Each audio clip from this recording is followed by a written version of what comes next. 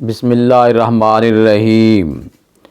आज का lecture O level की थर्ड बोर्ड D3 के ऊपर है।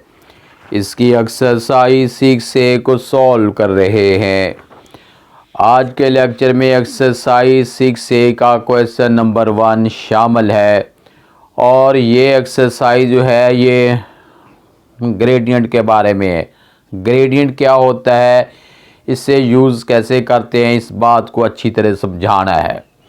इसलिए मैं कहता हूँ बेटा वीडियो आपने लास्ट तक देखनी है ताकि क्वेश्चन के कॉन्सेप्ट को अच्छी तरह आपके माइंड में मैं बैठा सकूँ। ग्रेडियंट का असल कॉन्सेप्ट क्या है, ये आज के लेक्चर में अच्छी तरह एक्सप्लेन करना है। एक्सरसाइज 6A है, इसका क्वेश्चन 1 का ए पार्ट बोर्ड पे राइट करता हूँ।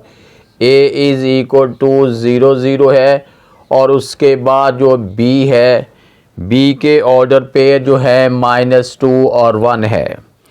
अब हमने इसे सॉल्व करना है। इस एक्सरसाइज के अंदर अगर ऑर्डर पेयर पहले से हमें दे देते हैं तो उससे हमने इसका ग्रेडियंट फाइंड करना है। सम टाइम ऐसा आ जाता है कि जो ग्रेडियंट है वो हमें दे देते हैं और ऑर्डर पेयर में से किसी एक को या किसी दो को वो ब्लैंक कर देते हैं। यानी ऑर्डर पेयर के अंदर अगर एक पॉइंट के ऑर्डर पेयर दे दिए हैं तो दूसरे पॉइंट के ऑर्डर पेयर को हमने फाइंड करना है। लेकिन अभी जो क्वेश्चन मैंने बोर्ड पे राइट किया है, जस्ट इसका हमने ग्रेडियंट फाइंड करना है। इधर हमने लिखना है gradient of AB is equal to, यहाँ फार्मूला इम्प्लीमेंट करना है राइज ओवर रन। यानी हम लिखेंगे y2 माइनस y1 ओवर जो है x2 माइनस x1। पहली वैल्यू x की होती है, दूसरी y की होती है। ये x की वैल्यू है और y की वैल्यू है। अगर हमने AB राइट किया है तो A पहले आता है, A के ऑर्डर पेयर को हमने नेम देना है x1 y1 का। B बाद में आता है, B के ऑर्डर पेयर को हमने नेम देना है x2 का और y2 का। अब हमने इसे सॉल्व करने हैं y2 माइनस y1। y की वैल्यू 1 है और ये फार्मूले का साइन है। y1 की वैल्यू जो है ये 0 है। इसके ओवर में x2 माइनस x1, x2 जो है ये -2 है और उसके बाद y1 जो है ये x1 जो है ये -1 है, 0 है।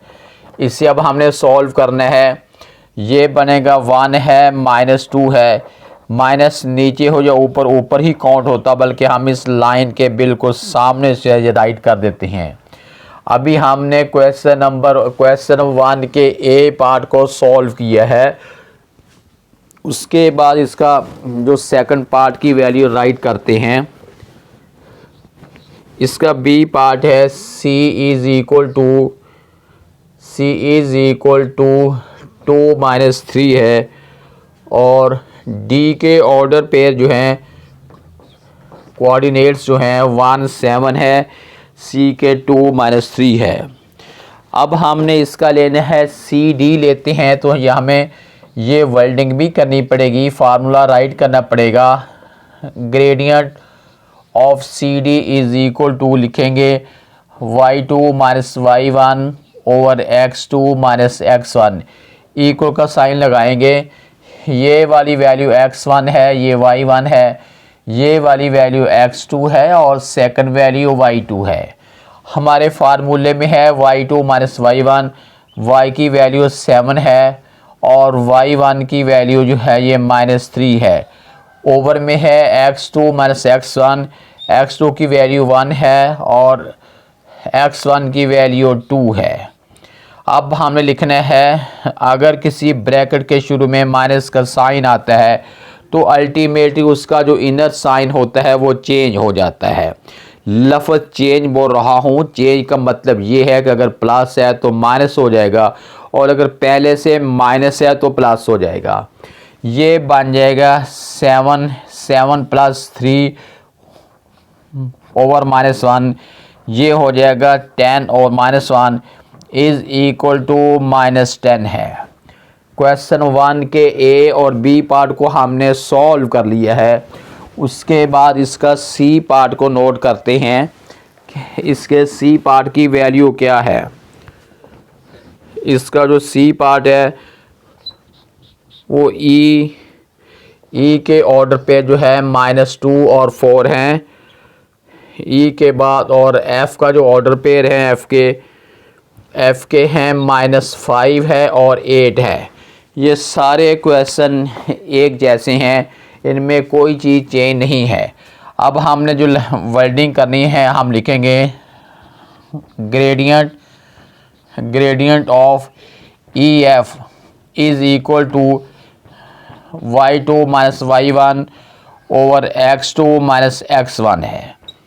यहाँ पे पहली वाली वैल्यू हमारी ये x1 y1 है और ये वाली वैल्यू जो है x2 y2 है।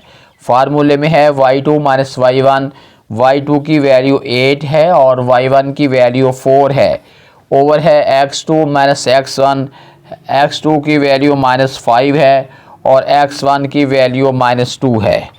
इसे अब हमने सॉल्व 8 में से 4 को सब्ट्रैक्ट करते हैं। 4 है, उसके बाद -5 है प्लस 2 है, इज़ इक्वल टू बन जाएगा 4 ओवर -3, यानी -4 ओवर 3 जो है इसका आंसर निकलाया। हमने क्वेश्चन 1 के A B C पार्ट को सॉल्व कर लिया है।